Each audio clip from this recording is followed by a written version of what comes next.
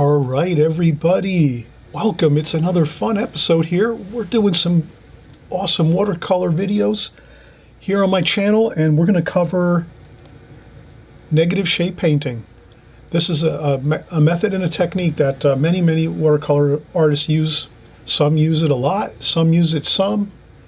Maybe some watercolor artists, they use it once in a while. In any case, you're going to see how negative shape painting can really give you an advantage when you're creating your watercolors.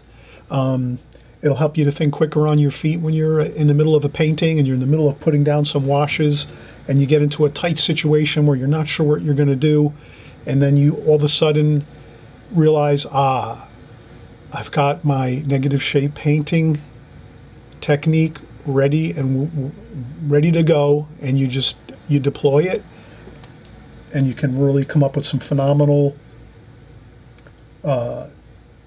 paintings and some phenomenal ways to handle your washes when you're creating subject matter in your paintings. It saved me so many different times knowing this technique and this method, so I'm hoping you're going to follow along in this video. And we have some other, we're going to do basically three exercises here. We're going to do like a beautiful barn house, country house type negative shape exercise. Then we're going to do a negative shape fence. We're going to kind of describe each step of the way how we create this style negative shape exercise and composition. And then we're going to do a beautiful, like a building out in the southwest somewhere, out in the west where it's warm and you have the desert sands and that warm feel, some warm colors here. But again, we're going to deploy the negative shape painting around our subject matter in each case here, so that you kind of really get it locked in your mind, and you'll be able to use this when you're doing your watercolors. And that's a real important thing. As a watercolor artist, we all know, does this make sense? We all know it's a fast medium. Once in a while, you're in the middle of your painting and the washes are drying and you're starting to panic and you're not sure what you got to do next. And you're thinking, oh my God, this painting is going to be ruined in like 2 seconds. And then you have this and you realize, oh, I can negative shape paint around something, or I can add some negative shape painting in a certain section as you're going. That'll make it go a little quicker so you can get to the next area of your painting. So this is all about being quick on your feet as a watercolor artist. I hope you're going to follow along with me here. It's a great time to just take a few minutes out, watch the video, take some notes if you have to. If not, you just watch it. You'll practice up on it too. Grab your pencils and your paints, your brushes. Join along with me here. We're going to have a great time doing this. Nothing too, fancy about this. We're not going to take a long time working out a big painting. We're just doing some simple exercises, some simple compositions, so that we can get really in our minds that solid technique and method of negative shape painting, so that you have it in your toolbox as a watercolor artist and you can use it at any time. It's really important. It's a very important technique and method to have, to understand and to be able to use when you're painting your paintings. So I'm really excited that you're going to learn this with me along the way here as we go. I always mention too, please subscribe right down there below on the right hand side of your screen. Over here, there's a red button, subscribe. Please subscribe. Join along with us. We're creating these type of paintings and compositions all the time on my channel, where we're covering methods, techniques, exercises that are going to help you get better as a watercolor artist. And then we do our regular paintings. We do flower paintings, seascapes, landscapes, boat paintings, figures. We do it all here, everything watercolor. So I'm hoping you're going to continue watching. And if you subscribe below and you hit that notification bell, you'll always be notified on YouTube when our next video comes out. So you'll be ready to go and ready to watch. And then even maybe you're going to grab your brushes and paint along with us too as well. I'm hoping you're going to do that too as well. Okay, so we're going to start in just a second.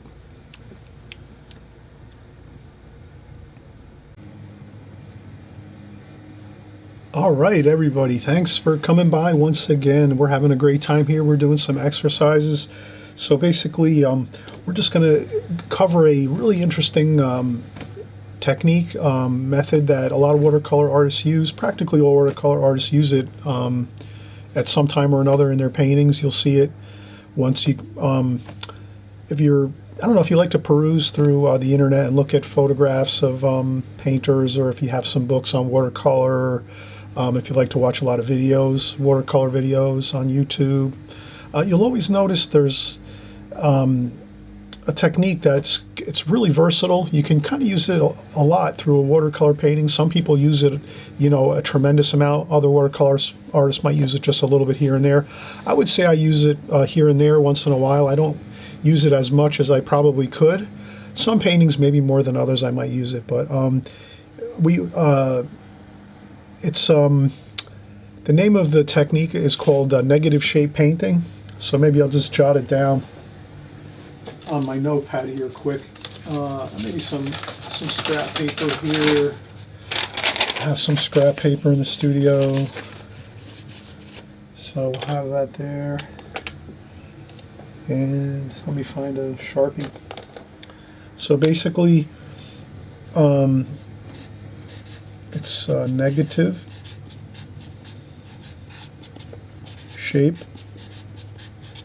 shape painting. I guess the name is not so much important.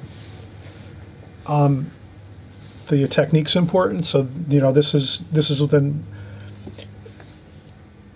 basically it's just really a basic, simple way to kind of like describe it is you're just going to paint around a subject to make it appear. So you're going to paint around something to describe or actually create something in your painting.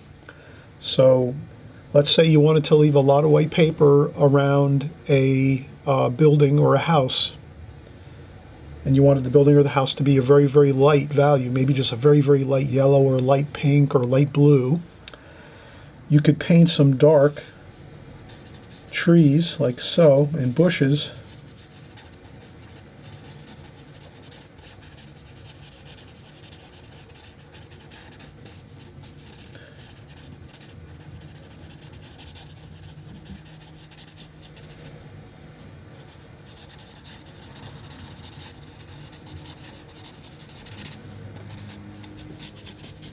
And then some grass, so some trees,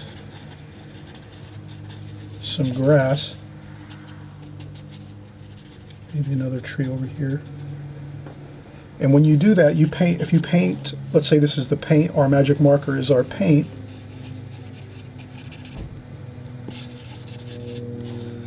We've just painted around the subject matter, which is a house, and look, we've created the actual house. And then we just put a door in there, like so. Maybe a window or two. A couple more details, maybe a vent up here, maybe a round window up here.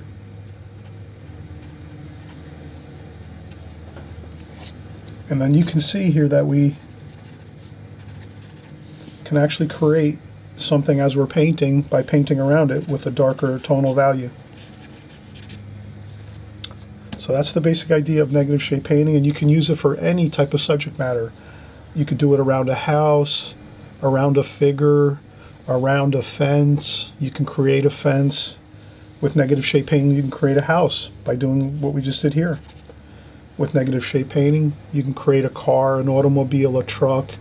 Again, you could do, you could paint around, let's say, any type of subject matter that you think in your painting where you are working with some darks, some darker tonal values, and you can wind up creating a beautiful effect. And sometimes you can use it for helping your painting describe a section that might be kind of difficult, that you might be having an issue. Let's say you're doing a fence, and the fence might be in one section of your painting, the fence is like so, it's in the light, and then all of a sudden there's some shadows on the other side of your painting, darker darks. Well, then you can start painting around your fence with darks like this. So you can actually sort of create with darks negative shape painting around a fence in an area where you might want to, if there's a shadow or something in the middle of your scene and you want to add a little more emphasis of showing the fence going through a darker area, you can paint around your fence in that one section. So we'll show here on the video a fun way just to have some fun with the colors, the palette, and negative shade painting. So I'm going to, maybe I'll use a square brush here.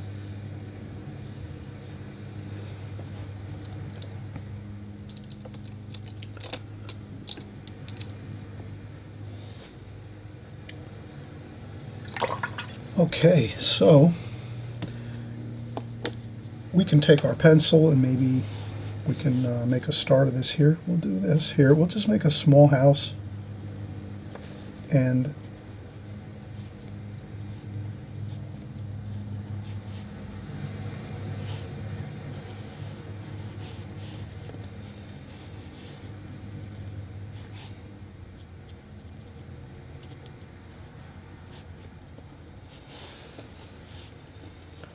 okay.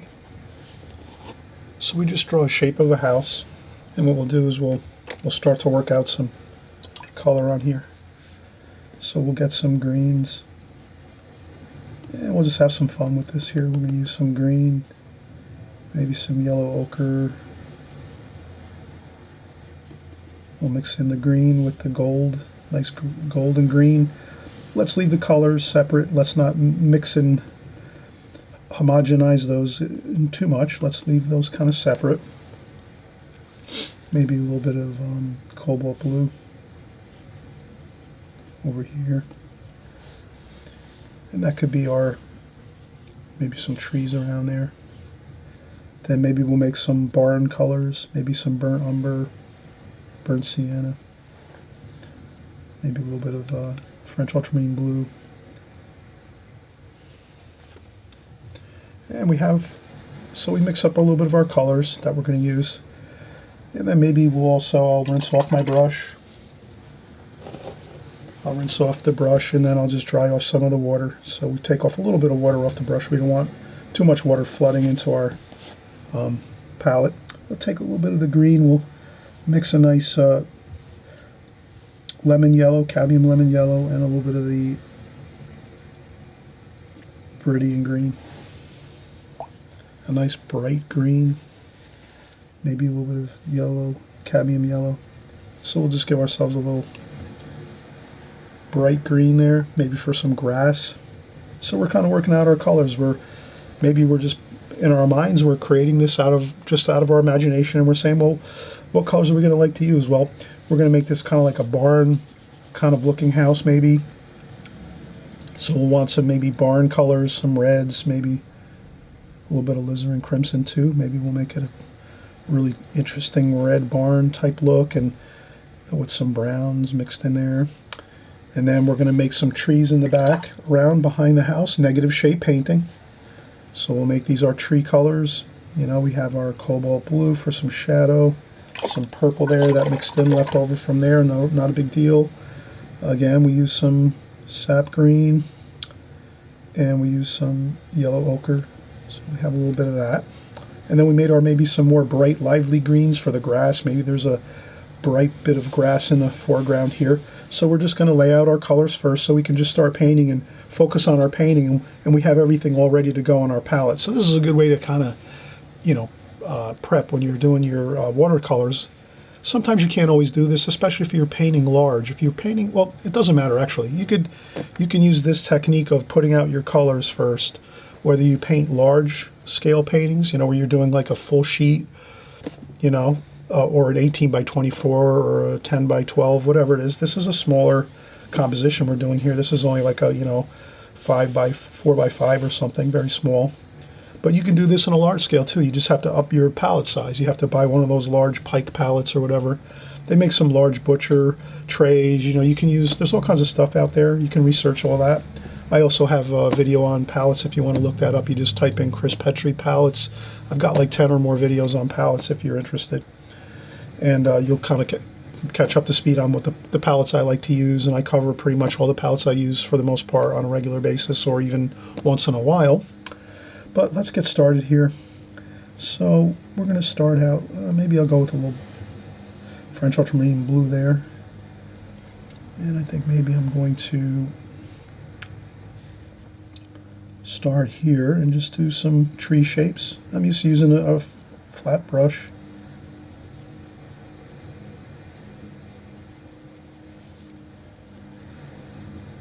And again, it helps to have the paint kind of worked out a little bit.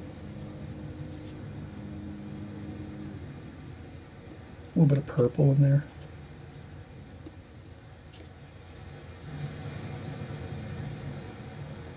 There we go.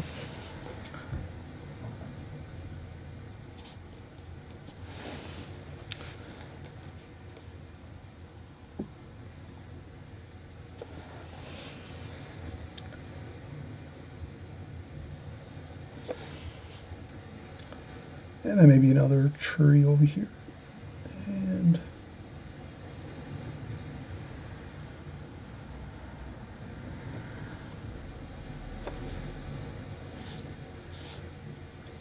these square brushes are really fun to use, the flat brushes.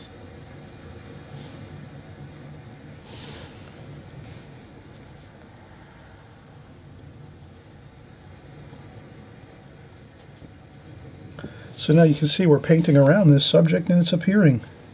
Look at that.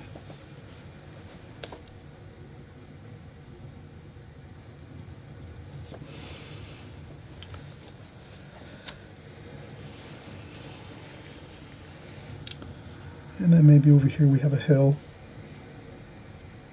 A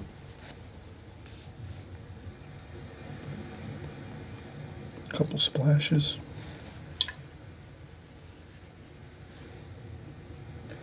Then we'll use a little bit of a lighter color. And dry off the brush a little bit.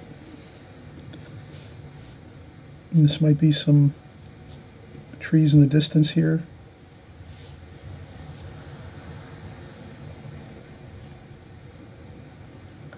They're a little bit lighter, a little bit cooler.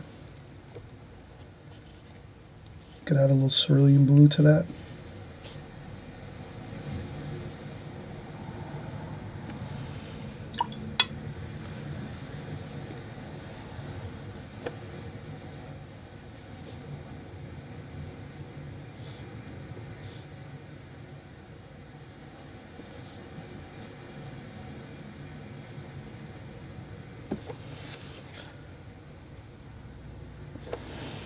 Go. And let's do some of our bright greens over here. Wow, look at that. That's really cool. And I'm using Arches rough paper. So that gives us that little bit of that texture. And we can add a little bit of some yellow ochre. Like that.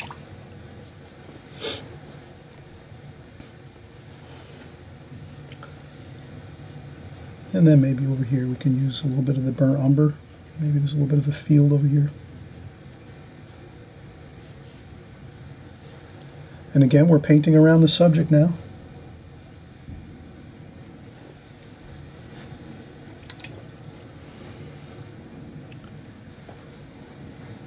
So as we paint around the subject, negative shape painting, the subject appears. So this house is appearing as we're painting around it.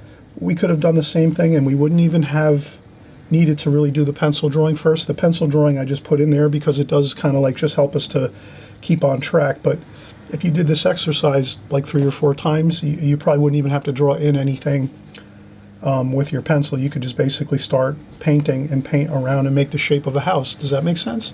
So that really is how it works. And what's really great about this is when you're in the middle of a painting, when you're painting watercolor and you have to make a quick decision, you can sometimes use this technique to do a few things in your painting while things are moving really quickly. Because sometimes with watercolor, we don't always have time to actually figure things out ahead of time. We might be in the middle of doing a painting and going through a different section, you know, or a certain section of our painting, and all of a sudden we're thinking, oh, I have to do something quick here. What am I going to do?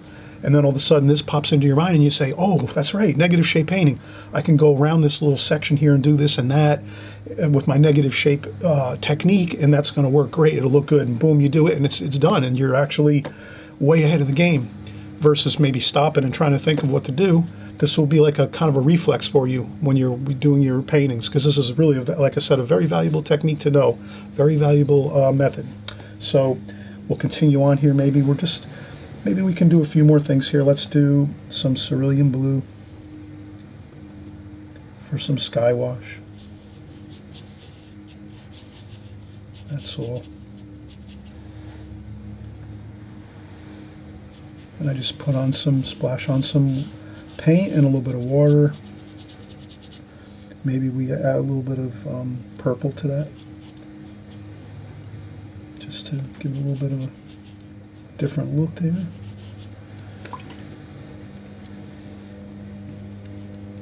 A little bit of orange for the bottom of the sky here.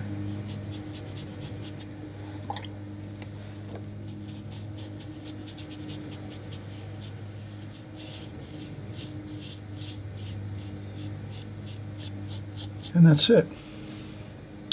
And that's a simple demonstration. And then we can finish up by adding some more details. We'll do purple shadow, so we use some burnt umber. And we'll, again, maybe we're going to make this, let's make this a red barn type.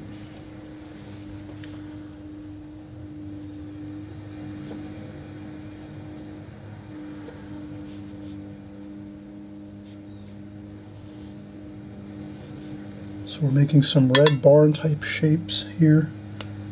We'll do some alizarin crimson for that red paint. Like in the countryside, there's always those beautiful red barns on the, we'll use some cadmium red too. Let's add some different colors, some different reds, mix them all up. We can also use a little burnt sienna. Then we can also add in there a little purple, just to give us a little bit of shadow color. Ties it into with the rest of the painting.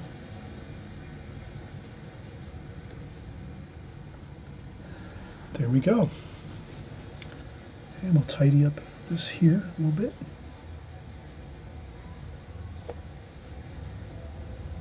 That would be in the shadow areas there. So we have the shadow areas. So we've painted around the negative shape, painted around this house. Now we started to fill in our barn a little bit here. You could leave it white. You could leave this a white house, or or you could paint it in any color you want to. We still have the roof. Let's make the roof, let's cerulean blue and some burnt umber maybe. And let's just do a little bit of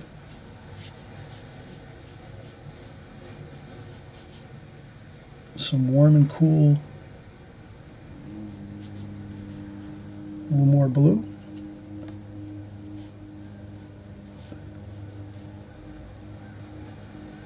Okay. Then we could add a little more shadow color, some purple, maybe some French ultramarine blue, make that a little bit darker.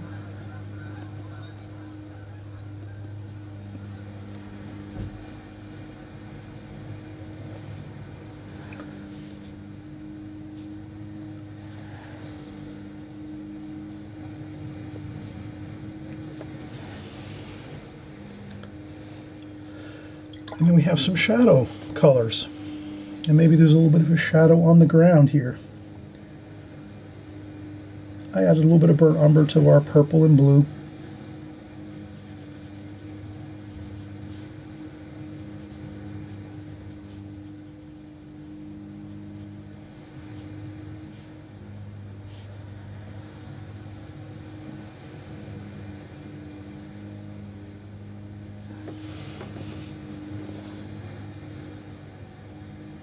There we go. And that shadow might be okay, Sometimes here, if I just go with the flow,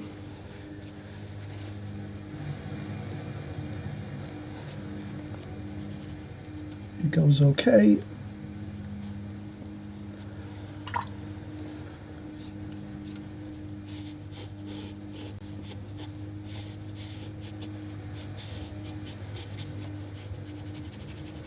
There we go.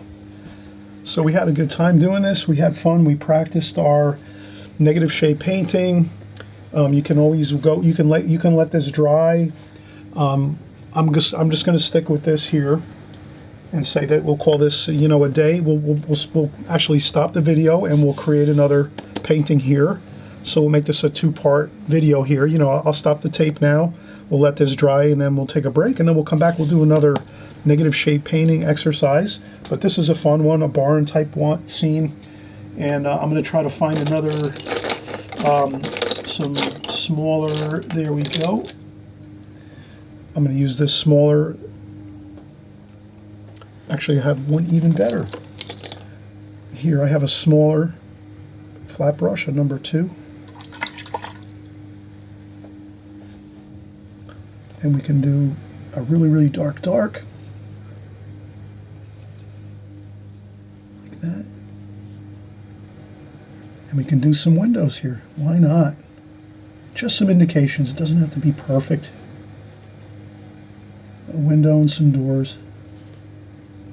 Like that.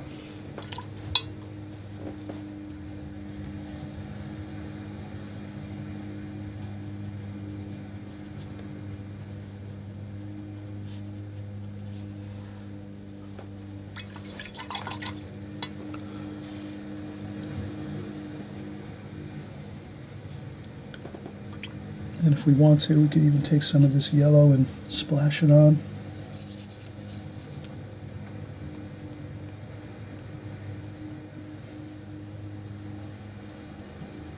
Onto the red barn here, we could add a little yellow reflected light maybe from the grass. Like that.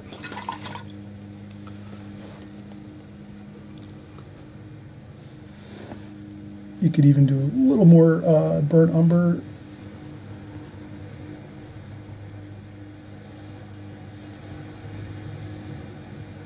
Even a couple more dark, like bushes along the side here.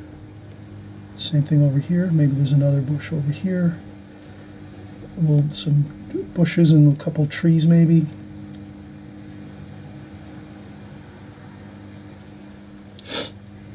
And it kind of looks good. It balances things out. And again, we're negative shade painting. We're painting around the barn here. And the barn, this barn type house here, appears when we paint around it with the trees, the grass, and then you can go in and you can paint the your barn house here. You can paint it with color, with red. You could paint it with brown. Any of your umber colors. You could leave it white and just, you know, maybe just do some darker windows and leave the face of the building white with maybe a little bit of that green grass reflected with a light wash on the face of this building.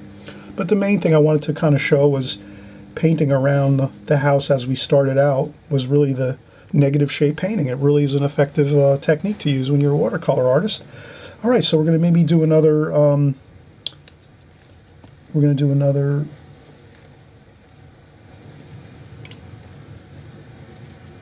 painting to kind of do the same thing. So we will.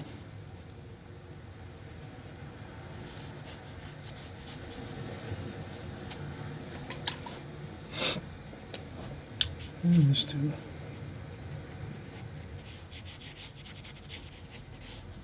There we go. Okay, enough fussing around here. Let's get started on another one, another composition.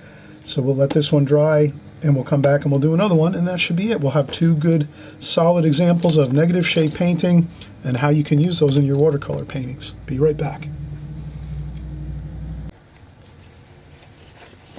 Okay, we are back again, and we're actually just getting started with our second composition here. We're just going to clean up our palette as we go here, and we're basically talking about negative shade painting and how you can use it in your watercolors to actually enhance the look of your art, of your paintings. A lot of watercolor artists use this technique. You'll see it out there when you look at other artists painting on YouTube, or if you're looking at other artwork online or in books and so forth. So some watercolor artists use it more than others. but it definitely is very versatile. It's a versatile technique. And I'm just tidying up the palette here so we have some fresh, clean paint to work with as we go. There we go. All right, so now I just covered over our first painting so it doesn't distract us from our next composition we're going to do here. So this here is, let's have the concept of, we'll try maybe up here we'll do a fence. So I'm just going to take a fence type idea and I'll just make a series of elongated rectangles. And I could draw maybe a line here on the bottom just so I keep them kind of straight. And they don't have to be perfect. Let them go here and there, let them be a little bit higher than the other. You don't want to be perfect with this. You can have them, one is a little thinner, one's a little thicker, one's a little higher, no problem. Then let's draw a couple cross members in between, like that. One up on top and then one on the bottom. And now we have pretty much a quick drawing of a picket fence or a slat fence here. Probably it's going to be wood. We'll leave it white. So now negative shade painting is let's paint around this fence to make it appear. To describe what the shapes of everything by just painting around it very simply. I'm going to take a number, let's see what we have here. All right, I'll go with a number, it's a small flat brush like so. I think it's a number 2, Princeton. The numbers are worn off this.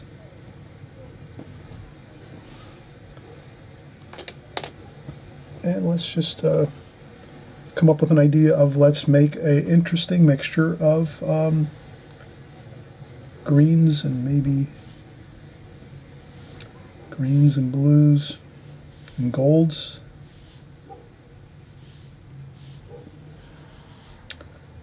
Some greens, some blue, some gold, and let's try it out. And that's what we do is now we're going in and we're painting around the fence to make it appear. And I'm not doing anything fancy really. I'm just using my flat brush and just painting around the fence. And now the fence is going to start to appear. It's going to look great. We don't have to break out any white paint at all. We're going to paint around this white fence, this white picket fence. We're going to paint around it just by simply being careful. I'll change up my color a little bit there. Notice I added a little bit of the cadmium lemon yellow, like that. There we go.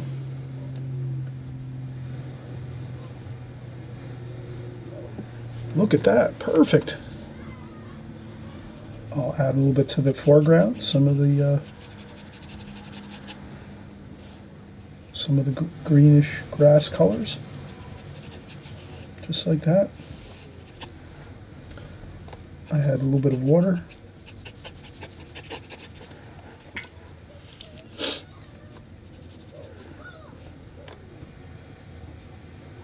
Then I blend up in there like that. I might add a little bit of water down here and do a couple splashes. Since there's not a lot of hairs on this brush, it doesn't splash too good. That's when I might have to take another brush and do this. There we go, much better. So if you're having a hard time getting water off the brush, you can always do this. Tap off some more paint with another brush. Let's keep going here. We have some French ultramarine blue.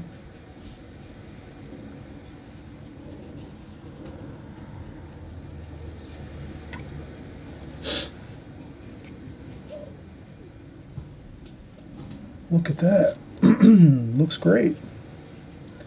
And again, we're painting around the subject, so the subject appears. Negative shape painting. Look at that. And then over here, we can go up a little bit higher. And again, I change around some of the colors. Maybe there's a bush over here. We can make it a little darker.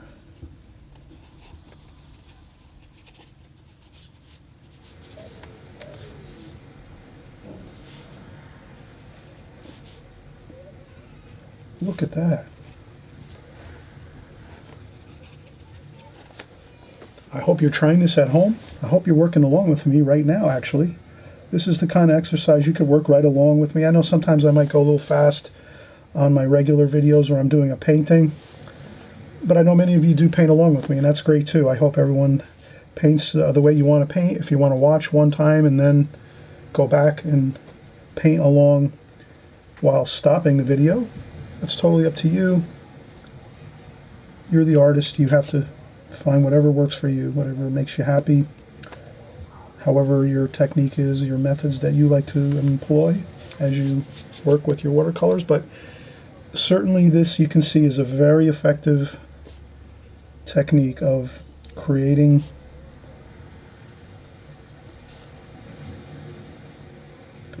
some great definition and really powerful impact in your painting by using this method. And then I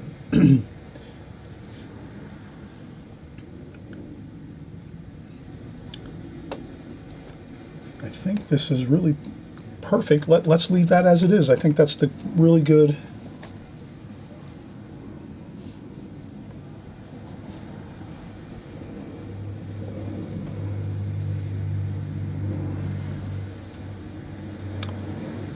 And then some of this becomes lost and found. Maybe this is a little touch of sky wash back here.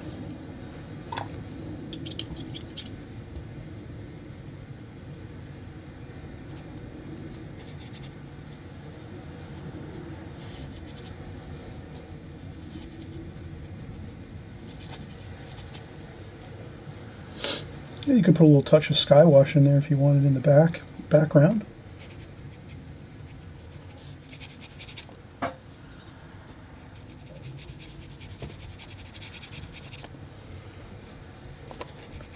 Just like that.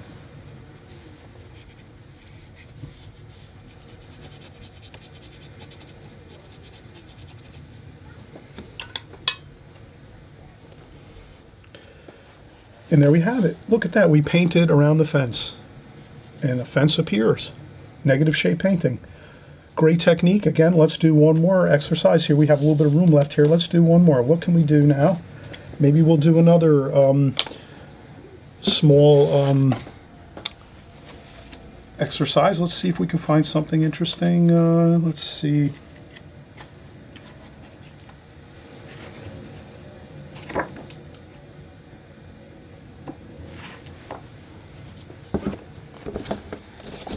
Okay, so maybe I'm going to do more of a warmer color scheme here. And let's take a pencil. So I'll take a pencil now, and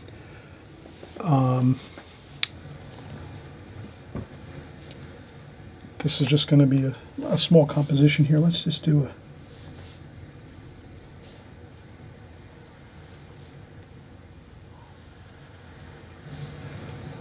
We're going to do a building here.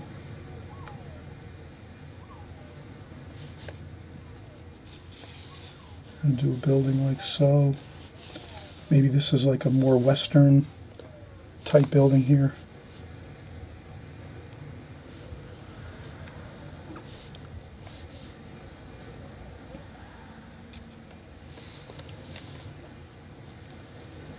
So we have a Western style building maybe. Maybe there's a...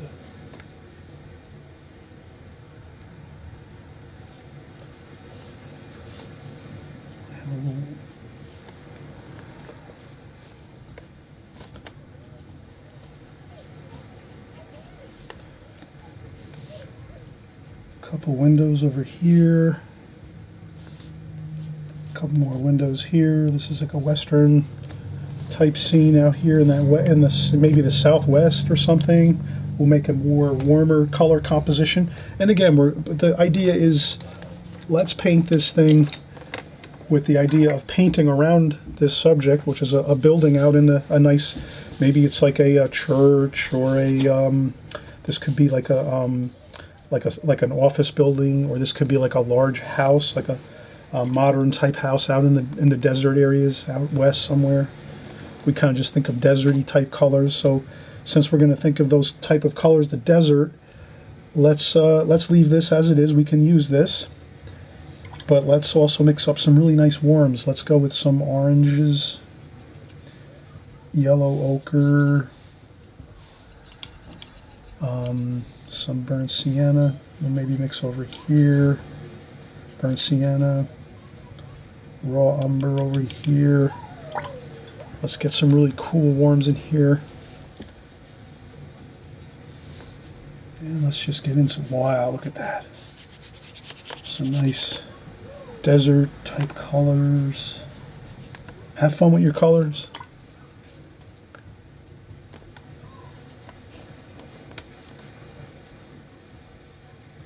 It's a little bit, it's starting to get a little bit cooler back here. We're starting to get into the behind the building. It's a little cooler in the front here. We'll get a little more of that cool, warm desert type feel, nice and warm. Warm colors, golds. Maybe back here it's the same thing. Maybe there's some. Again, we're painting around the subject to make it appear. Maybe we're going to add some burnt umber there too. Some burnt umber. Maybe there's some hills back here where it's a little darker. Look at that. Wow. So we paint around the subject matter and it appears. And we're going to have some more. So we have some interesting colors in the back here. Some cadmium yellow.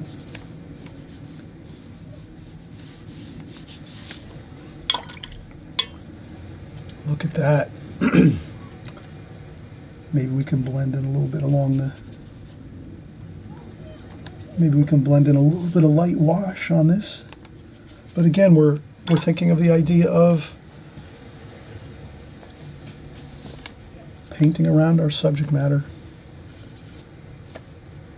This will be a hill coming from here. So we have a hill coming down here, like that. That's the top of the roof over here. Let's add some greens in here. There's some greens mixed in up here. Let's do that.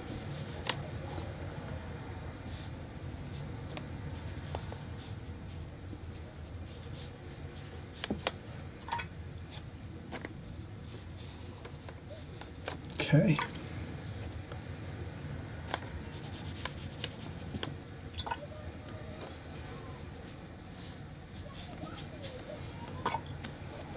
Look at that. Maybe a little bit of purple for some shadowing. I'll clean the brush off. Clean the brush off nice and just a little bit of shadowing. But you can see we're painting around this building here. Just a little bit of warmth there in that shadow.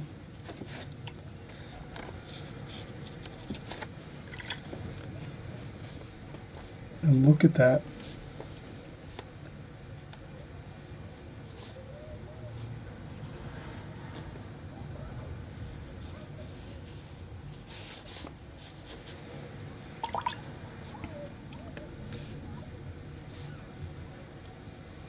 Take a little bit of orange.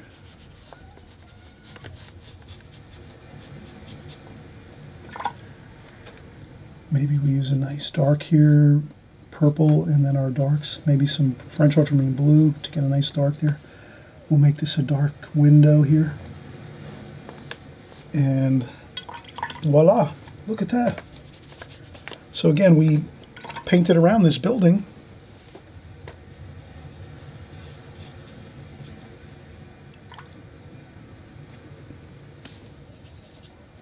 And it appeared. Now we just, maybe a little cadmium red here.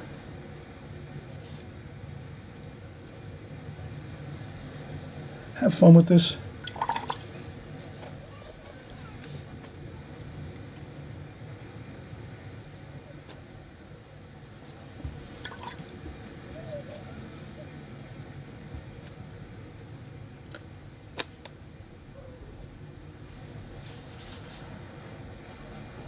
And we paint around the subject and the subject appears. Look at that.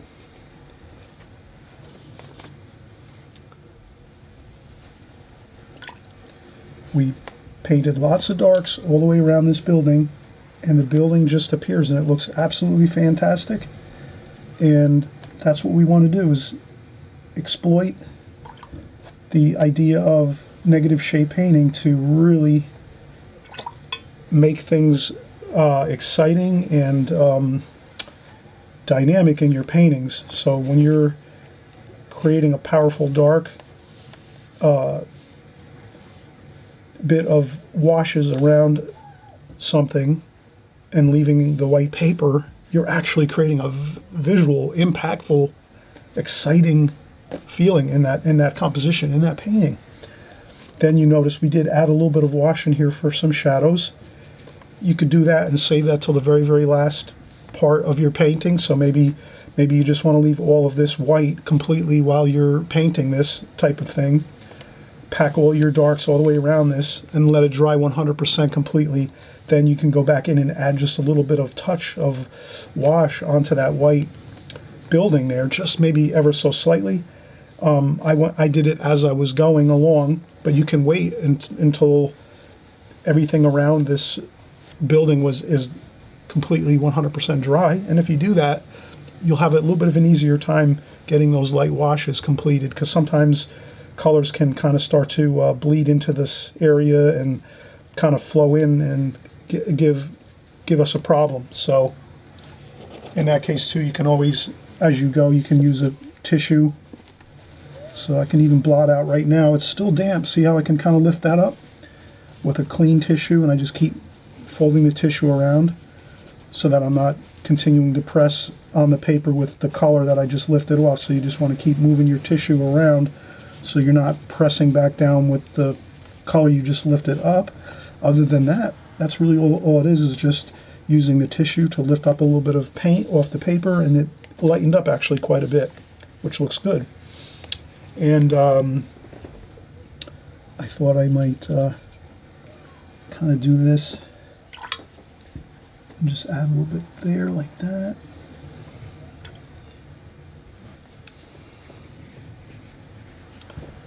And these are just kind of fun exercises to do. This is not a finished painting. I'm not considering this like I'm trying to create a really gorgeous painting I'm going to put up on the wall and mat and frame, although I hope you'll mat and frame some of your exercises, because I'm sure some of you, actually a lot of you that are doing these exercises, they're actually looking great, and you can actually frame them, put a mat around them and frame them. Very easy to do. You just go to a local art store or your big box stores that carry like art supplies and all your supplies for like arts and crafts, and they have mats there that come in those little plastic covers, and you can take your mat, take your painting with you to the store. Once your watercolor dries, it's nearly indestructible, except for if it rains out. If it's going to be raining out and you're taking your paintings to the store, you put those in a plastic bag or something, a little small plastic Ziploc bag or something, so that they don't get wet. You don't want your watercolor to get water on it from the rain. But if it's not raining out, you can just carry your watercolor right into the store, bring it over to the rack that has all those little mats in the framing area of the store, and start putting mats over the top of your work. Some of your exercises that you're doing, some of your small paintings, put a mat over it, different size mats, you know, and move the mat around and see what looks best. Sometimes you can crop down a larger painting, make it smaller, and then you find a frame that'll look good with it too. So you match up a nice frame with your painting. I used to do this a lot when I was first starting out watercolor painting, even till recently. I still, once in a while, I go out to the stores if I'm painting something for somebody and they want me to frame the painting. I'll go out to the stores, the big box stores, the art supply stores, and I'll just do it like, you know, like I said, I bring my painting to the store and I'll just, let's see if I have one or two. I do. So I go to the store and they have these mats in the plastic like this, and you just put them over the composition.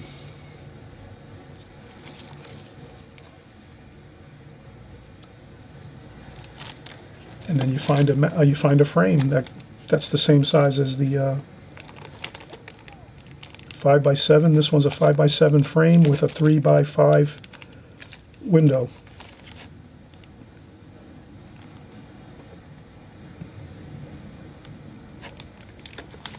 So you can do that with any of the paintings that you create, any of the exercises we do.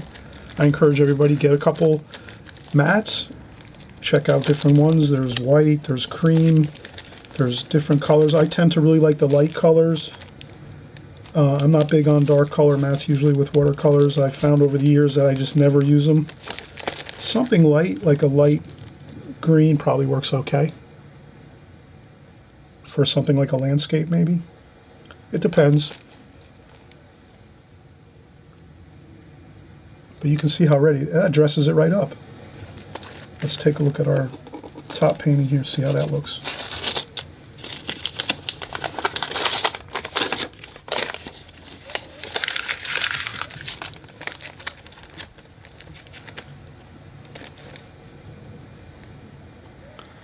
Yeah, it looks all right. How about green? Some light green.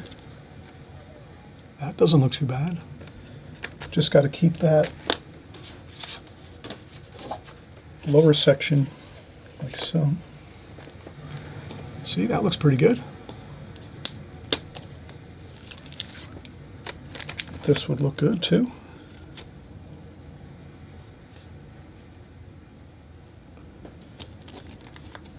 I just had somebody, one of our watercolor artists on our channel here, sent over a picture of a couple of paintings that were framed, and they looked absolutely wonderful.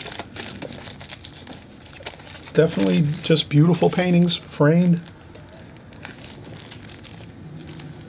One was a really light type of painting, just I think it was a sepia type painting, just like one tone, like a reddish, like a burnt sienna maybe, with just light washes of burnt sienna, like the one color monochromatic painting of a window with some shutters and some flowers on the windowsill.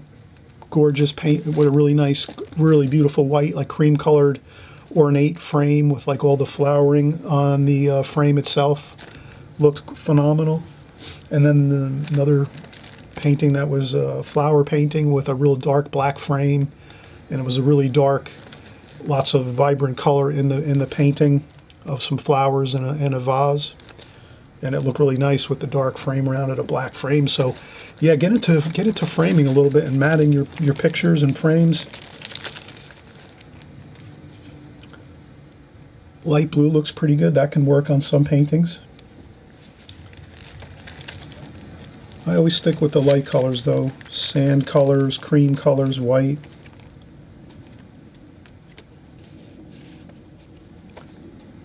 There we go. All right, everybody, I hope you're going to have fun with your compositions. Again, negative shape painting, great technique and method to employ when you're doing your watercolors. You'll absolutely have a great time with it, and again, it'll save you sometimes when you're in the middle of a painting and you're scratching your head and the paint's drying and you're worrying about what's going to happen next. As we know, watercolors is a fast medium and sometimes it can be really hectic. So don't worry about it. If you have this technique under your belt, you'll be set. You'll have a quick way to handle something fast when you're in the middle of your watercolor painting. All right, signing off for now. Chris Petri. Again, please subscribe if you haven't subscribed. I always mention that throughout my videos. There's a red button down below, right on the right-hand side here. If you subscribe, you're going to get all these great videos. We do everything, techniques, methods. We do landscapes, seascapes, cityscapes. We do figure painting, all watercolor, everything watercolor, flower paintings, everything watercolor paintings.